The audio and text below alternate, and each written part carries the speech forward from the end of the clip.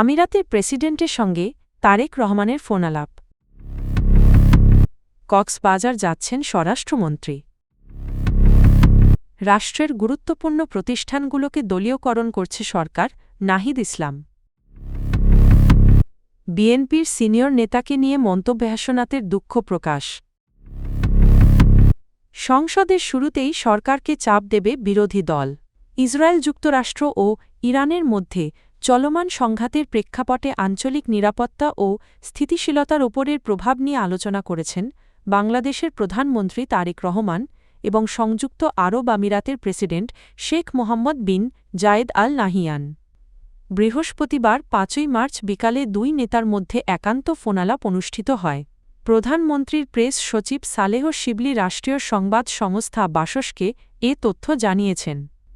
Press সচিব জানান, আলাপকালে প্রধানমন্ত্রী তারেক রহমান সংযুক্ত আরব আমিরাত ও উপসাগরীয় সহযোগিতা পরিষদ জিসিসি দেশগুলোর প্রতি বাংলাদেশের গভীর সংহতি প্রকাশ করেন।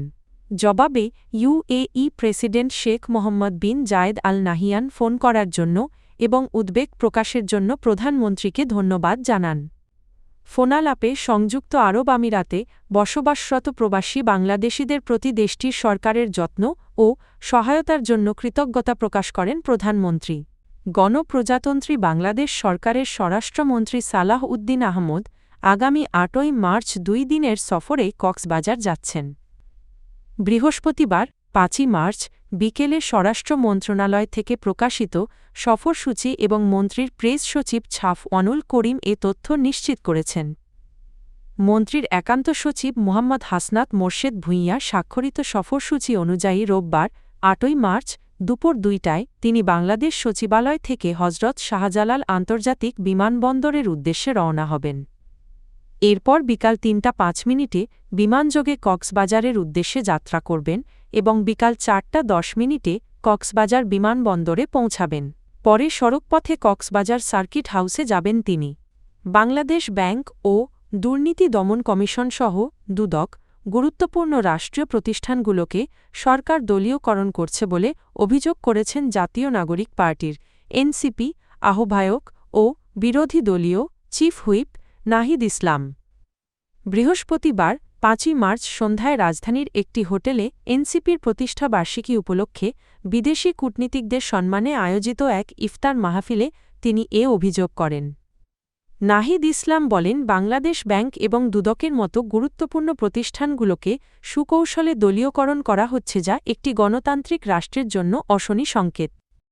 তিনি অভিযোগ করেন, জুলাই সনদ অনুযায়ী রাষ্ট্রের সংস্কার প্রক্রিয়ায় যে গতি থাকার কথা ছিল তা ব্যাহত হচ্ছে। এ সময় তিনি দ্রুত সংবিধান সংস্কার পরিষদ গঠনের দাবি জানান। তার মতে জুলাই সনদে এ বিষয়ে স্পষ্ট প্রতিশ্রুতি রয়েছে। জাতীয় নাগরিক পার্টির এনসিপি মুখ্য সংগঠক দক্ষিণাঞ্চল ও সংসদ সদস্য হাসনাত আবদুল্লাহ সামাজিক যোগাযোগ মাধ্যমে ছড়িয়ে পড়া একটি ভিডিও নিয়ে দুঃখ প্রকাশ করেছেন। বৃহস্পতিবার রাতে নিজের ভেরিফাইড ফেসবুক আইডিতে দেওয়া এক পোস্টে তিনি এই বিষয়ে ক্ষমা প্রার্থনা করেন। পোস্টে হাসনাত আবদুল্লাহ জানান, সামাজিক যোগাযোগ মাধ্যমে ছড়িয়ে পড়া ভিডিওটিতে তাকে বিএনপির এক সিনিয়র নেতাকে নিয়ে আপত্তিকর মন্তব্য করতে দেখা যায়। ভিডিওটিতে একটি শিশুর কথাও শোনা যায়, যা বিষয়টিকে আরও সংবেদনশীল করে তুলেছে। তিনি বলেন, ভিডিওটি নির্বাচনকালীন সময়ে ধারণ করা হয়েছিল এবং এটি একটি বন্ধ গ্রুপে সীমাবদ্ধ ছিল, তবে পরে সেটি বিভিন্ন সামাজিক যোগাযোগ মাধ্যমে ছড়িয়ে পড়ে। ভিডিওটি প্রকাশ হওয়ায় তিনি নিঃশর্তভাবে দুঃখ প্রকাশ করে বলেন, এমন কাজ করা কোনোভাবেই উচিত হয়নি। ভবিষ্যতে এ ধরনের ঘটনার পুনরাবৃত্তি না ঘটাতে এবং রাজনৈতিক পরিমণ্ডলে পারস্পরিক শালীনতা বজায় রাখতে তিনি প্রতিশ্রুতিবদ্ধ। আগামী ১২ই মার্চ ত্রয়োদশ জাতীয় সংসদের প্রথম অধিবেশন শুরু হচ্ছে। প্রথম দিন থেকেই সরকারকে বিভিন্ন ইস্যুতে চাপে ফেলতে প্রস্তুতি নিয়েছে বিরোধী দল বাংলাদেশ জামায়াতে ইসলামী। বিরোধী দলীয় সূত্র জানায়, আইনশৃঙ্খলা পরিস্থিতি, দ্রব্যমূল্যের ঊর্ধ্বগতি, নির্বাচনে অনিয়ম, জুলাই সনদ ও গণভোট সহ জনস্বার্থ সংশ্লিষ্ট বিভিন্ন বিষয় নিয়ে সংসদে সরব থাকবে তারা। বিশেষ করে আইনশৃঙ্খলা পরিস্থিতি, নির্বাচনে অনিয়ম এবং জুলাই সনদ ও গণভোট ইস্যুতে সরকারকে কঠোর সমালোচনার মুখে ফেলতে চায় বিরোধী দল। রাজনৈতিক বিশ্লেষকদের মতে সম্ভাব্য মন্ত্রিসভা পুনর্গঠন এবং নতুন মুখের অন্তর্ভুক্তির আলোচনা চলার মধ্যেই এই অধিবেশন গুরুত্বপূর্ণ হয়ে উঠেছে।